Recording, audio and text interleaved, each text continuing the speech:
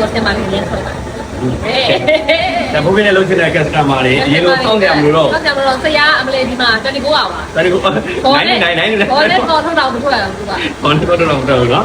ไอ้เราล้างด้วยยามาพี่ไอ้แค่เราติดต่อไปโอเคไอ้แค่เราติดต่อไปมาเลยกูอ่ะ30ညီမဆိုလားဆရာတက်ဘလား